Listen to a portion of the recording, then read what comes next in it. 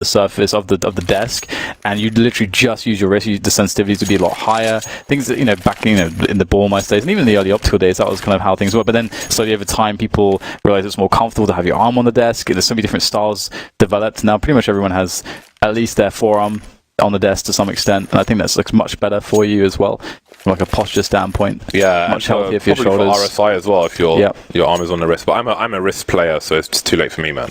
Yeah, your sensitivity is very slow for someone who is a wrist player, because I'm a wrist player and mine's, I think, twice as fast as yours. I almost have half the sensitivity of you, and I've probably got double the RSI. Yeah, I don't have RSI, so yeah, I had it once though. I got mad RSI going on.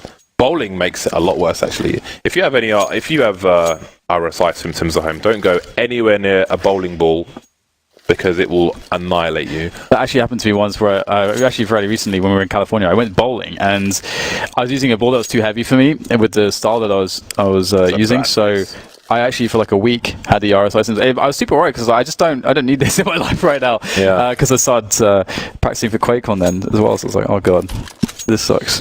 Yeah.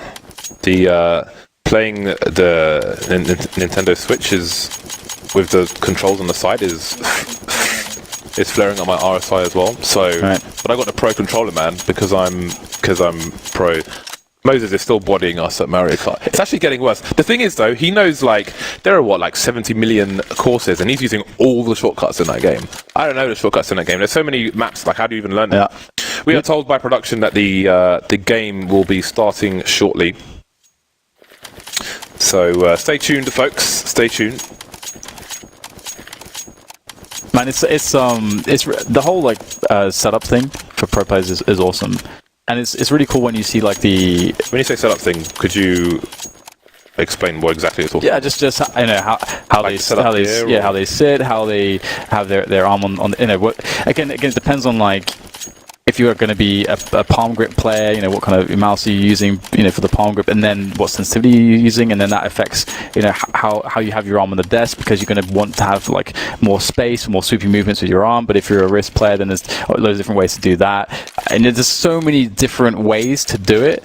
And generally speaking, people just work out what's comfortable for them. And with a lot of the pro players, and there's not a lot of copying necessarily. They just kind of like figure it out as time goes on. So it's just really like curious to see like how different people do it, and it's really interesting. Sometimes you get some really good inspiration from that as well, because there are some general trends of like good practices when it comes to like creating your setup. Again, like based on, are you a claw grip player? Are you a palm grip player? You know, do you have high sense, high sense, low sense, all this kind of stuff. So.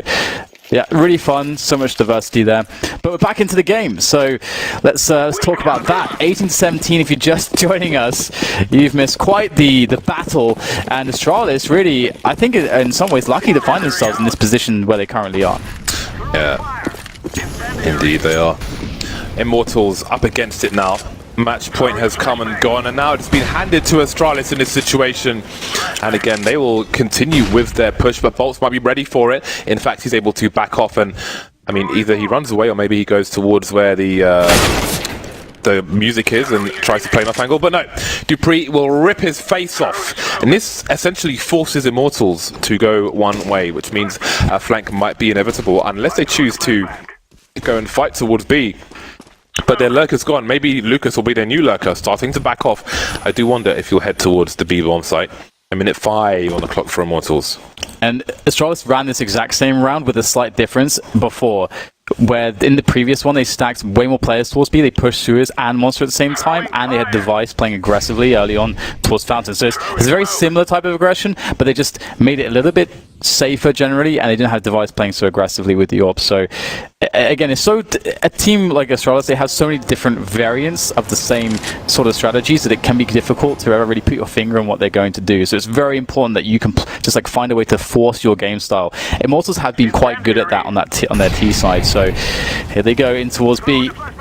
There is massive time pressure here for Immortals. They've chosen to rotate towards the B-bomb site. They've only got 3 of their 4 players there, with one player to come up towards the connector position.